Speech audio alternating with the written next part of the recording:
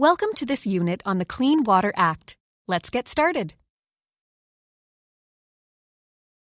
In this unit, we will review the highlights of the Clean Water Act, provide an overview of requirements and limitations affecting properties in certain vulnerable areas, define a threat activity, provide examples of threat activities, review registrant requirements and due diligence for properties in certain vulnerable areas, and provide you with the latest resources to assist with your due diligence and compliance.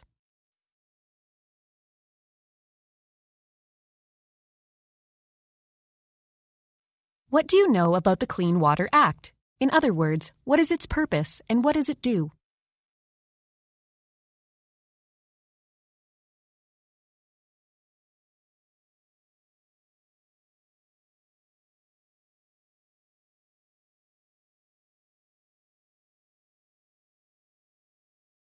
Thank you for your input. In 2000, an E. coli bacterial contamination of Walkerton's municipal water supply results in 7 deaths and thousands of residents left with severe, long-term illnesses. In 2002, Justice O'Connor issued a report based on his public inquiry into the tragedy. As a result, the Clean Water Act came into effect in 2006. The purpose of this law is to protect municipal drinking water sources from contamination and depletion. It is one part of a multi-pronged approach to provide clean, safe, and sustainable drinking water for Ontario. It starts with drinking water source protection under the Clean Water Act and other legislation such as the Safe Drinking Water Act. It extends to water treatment systems, inspection, testing, distribution, and on to the drinking water you consume at home or at work.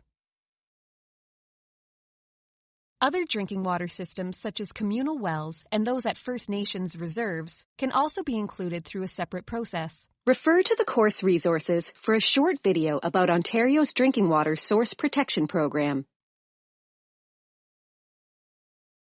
How is this relevant to your work?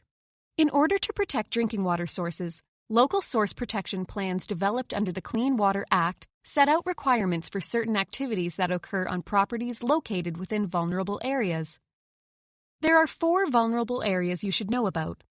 The first 2 are the ones most likely to be relevant to a real estate trade: wellhead protection areas near municipal groundwater wells, intake protection zones near municipal surface water intakes, significant groundwater recharge areas, and highly vulnerable aquifers.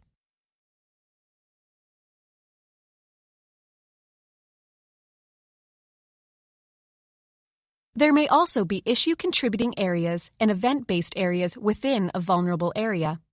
Properties that your clients buy or sell may be in wellhead protection areas or intake protection zones and could be subject to policies that manage or prohibit threat activities. Don't assume this only applies to rural or vacation properties. The properties you trade in urban or suburban areas may very well be impacted by local source protection plans. Take a few minutes to click the buttons and read the on-screen content before moving on.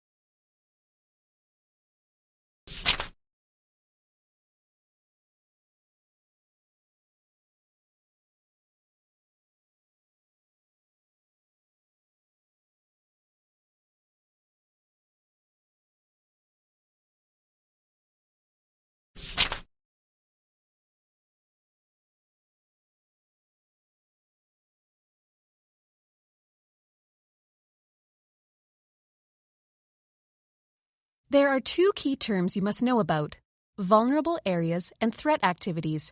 What is a vulnerable area and what is a threat activity? We will get to that, but first, let's check in with Charlotte, a real estate salesperson, and Marcus, a client she helped buy a condo a few years ago. Marcus has contacted Charlotte once again to represent him. He wants to purchase a new home in an area with many new developments in an outlying suburb of the city. Click the arrows to toggle between scenes, and then click Next to continue.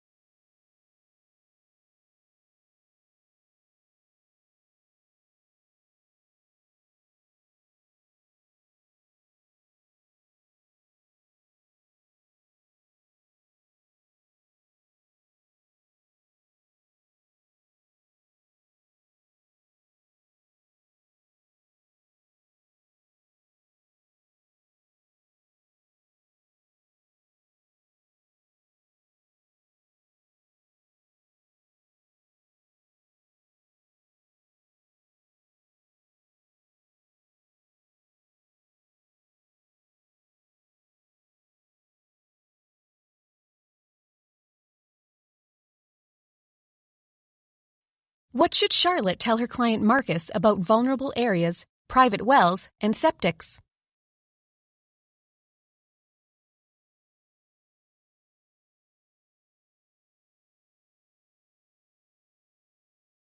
That's not correct. The road signs Charlotte mentioned indicate a vulnerable area for drinking water. Properties in the vicinity are subject to protection plan policies. For example, the property Charlotte will take her client Marcus to see may be in a wellhead protection area with a municipal well nearby that is protected from contamination and depletion. This could happen even in areas with considerable development. Certain activities at the property may be managed or prohibited to help protect the municipal well supply. Source protection plan policies are not the same province-wide. They differ to address specific local needs. Charlotte mentioned that one of the properties has a private well and a septic system. The well does not need to be decommissioned unless the buyer will not be using it at all. Charlotte needs to advise her buyer client to check that the well is built correctly. Otherwise, it could contaminate the municipal well supply. The septic system might have to be inspected by the municipality from time to make sure it is not a risk to the municipal well supply. Charlotte should also advise her buyer client to consult with an expert on regular maintenance required for the septic system. To search for a property of interest, use the Source Protection Information Atlas. To find local plan information, visit the Conservation Ontario website. Contact your local conservation authority for more information. Refer to the course resources to learn more about Find a Conservation Authority, source protection plans and resources, and source protection. And what is a threat activity? Great question. Threat activities are those that can pollute or deplete sources of drinking water. Threat activities, as the name suggests, pose a risk of contamination or depletion if not addressed. Threat activities often depend on the type of property and its use. Some of the more prevalent threat activities for residential properties include septic systems, heating oil, and road salt. Take a few minutes to click each button and read the on-screen content to learn more about these threat activities.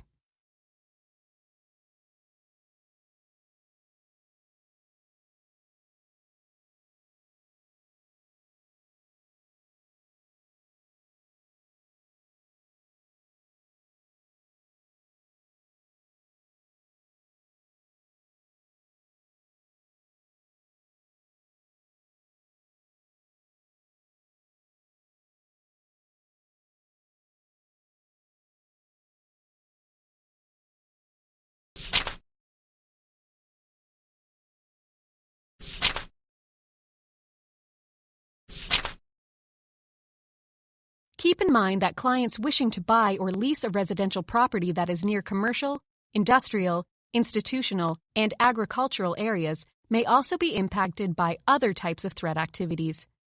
Take a few minutes to click each button and read the on-screen content to learn more about threats for other land uses.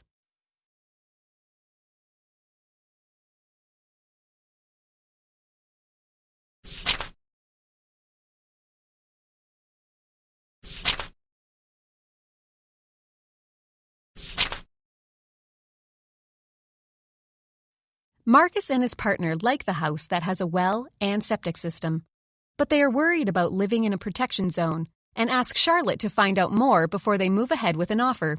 What steps should Charlotte take as part of her due diligence for this property?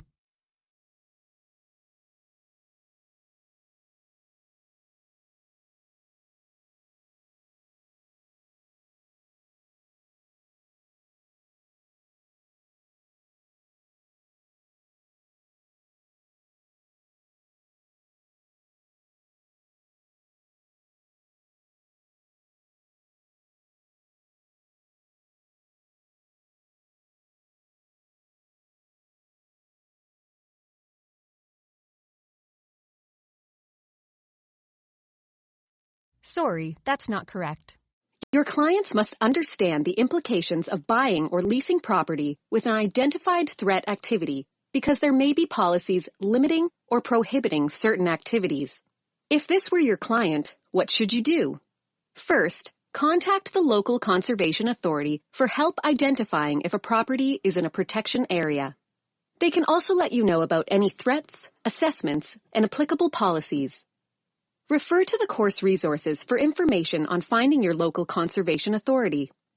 While it's a good idea to conduct your own research as part of your due diligence, it's necessary to further your research and contact the conservation authority to verify any information applicable to the property.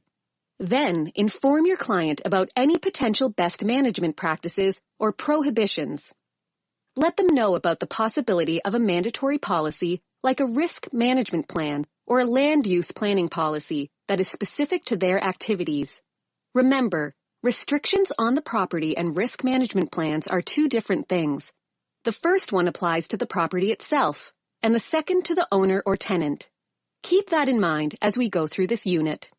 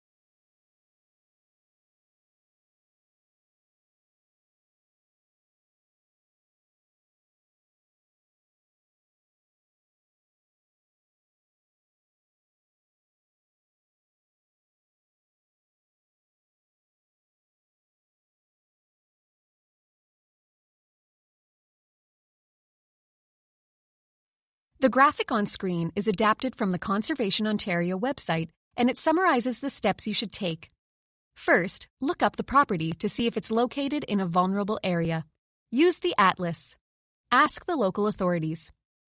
If the property is in a vulnerable area, the second step is to ask the client about their intended activities to see if they may pose a threat to any drinking water sources nearby. The third step is to inform your client about source protection plan policies that could apply to the property and to them. This would restrict or prohibit certain activities on the property. If these activities are central to your client's intended use, you will have taken a great step to protect their interests before they commit to a lease or purchase. Let's review each of these 3 steps in detail.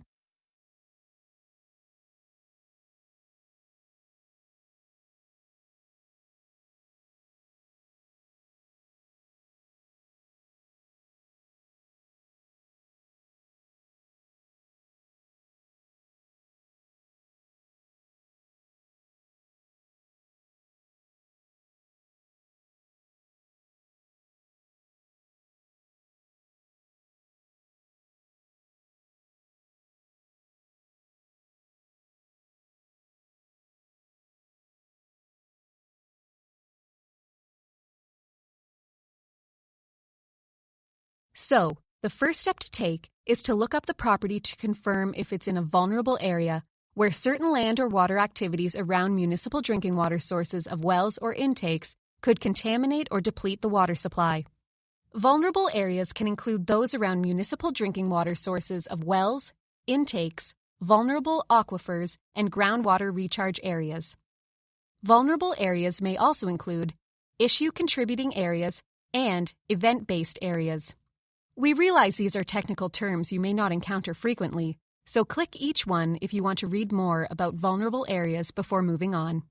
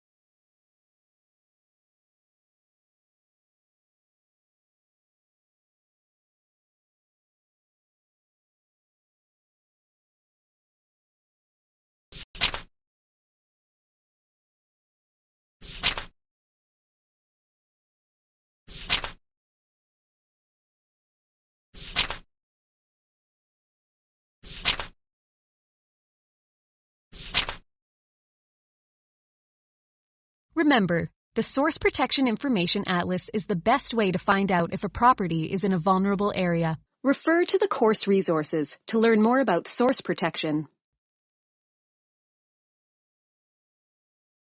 The second step to take is to get familiar with the property and learn as much as you can about it. Let's say you looked up a property in the Source Protection Information Atlas and found out it is in a vulnerable area. What happens now? Well, you know one thing about the property, but you must take additional steps to figure out if your buyer or tenant client's activities, present or planned, could pose a threat to nearby sources of drinking water. On screen are some examples of threat activities. There's a help section on the Atlas website where you can learn more about threats, policies, and protection plans for a property. Remember to check in with the local authorities. The municipality can confirm any allowed uses, restrictions on business operations, or requirements for building or renovations at the property. Figure out who the local Source Protection Authority is, because they can also answer specific questions and provide more information to you and your clients. Refer to the course resources to learn more about source protection plans and resources.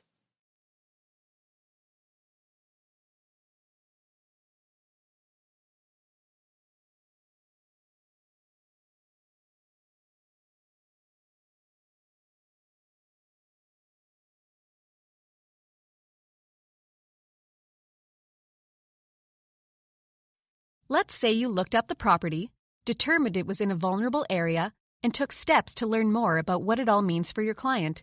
Now it is time for the third step, informing them of your findings. We fully expect you to take the time to sit down with your client and explain to them about matters such as municipal land use planning policies, risk management plans, nutrient management plans, septic site inspections, and any other issues that can have an impact on the buying or leasing process, or on their enjoyment and use of the property. The client is relying on you to figure out if they will be able to use the property as envisioned. Will they be able to build or renovate as they had intended? If it's for business purposes, will they be able to run their business? We've said this before. Policies can differ across municipalities, so familiarity or expertise trading in one region, while useful, does not mean you can assume the same policy tools or approaches apply in a neighboring region. Don't take shortcuts. Do as much homework as you can, but always check with local authorities.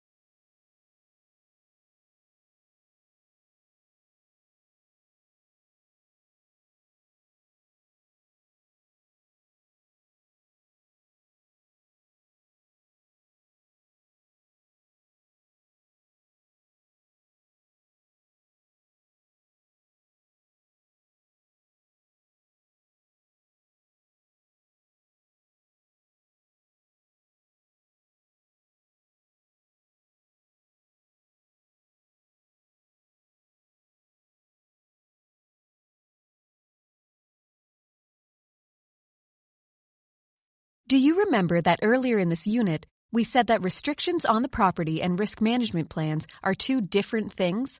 The first one applies to the property itself, and the second one to the owner or tenant's activities at the property. Don't forget to let your clients know that in some cases, they, as owners or tenants, could be required to work with a local risk management official, who is typically located at a municipality or conservation authority, to develop an individual risk management plan. This is a legally binding agreement, not a list of suggestions, and it outlines existing and new measures addressing risk reduction. But wait! What if you already did your homework and found out that there is a risk management plan in place that was set up previously with the current owner or landlord? Risk management plans don't transfer with the property because they are based on the owner's or tenant's intended activities and uses. Be very clear with your client that if the seller or landlord states they have a risk management plan, it's important information to know. However, it may not apply to your buyer or tenant client at all, because their intended activities at the property could be very different from the seller's or landlord's.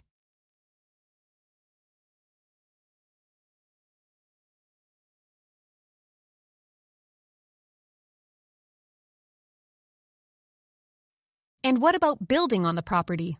Don't let this be a source of frustration for your client, who may have specific plans to expand or improve the property. Check with the municipality about any proposed new uses, business restrictions, or construction. The property could be subject to land use planning policies, like low-impact development for stormwater management, or an outright prohibition of operating a business, for example, no new gas stations.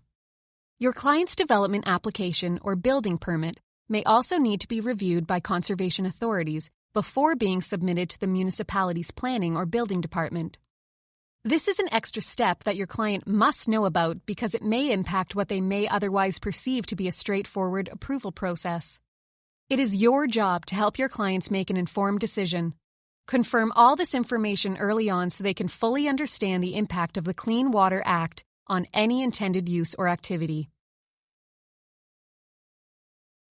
Charlotte's client purchased his new home after she took steps to determine the impact of living in a protection zone.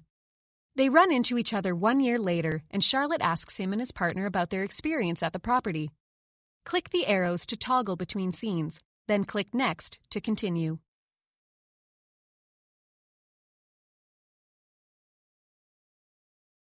What if you're working with the seller? You must also know about applicable policies before listing a property. Ask the owner about any threat activities, best management practices, and any prohibitions in place. Gather all relevant documentation and confirm if there are any changes or updates with local authorities. Be honest when buyers, tenants, or their representatives ask you about any best management practices or prohibitions. Let them know, for example, that risk management plans are specific to the owner or tenant and do not stay with the property. If a property changes hands or uses, the new buyer or tenant will need to work with the local risk management official to develop a new plan based on the activities to occur on the property.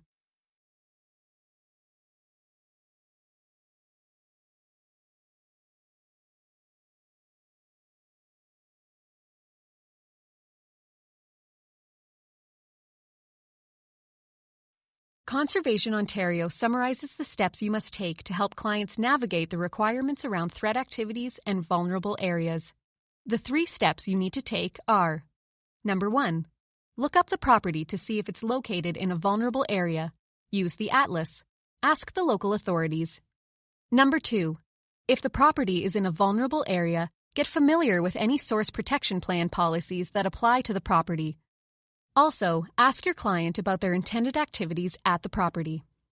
And number 3, inform your client that source protection plan policies could apply to the property and to them. Highlight how these would restrict or prohibit certain activities at the location.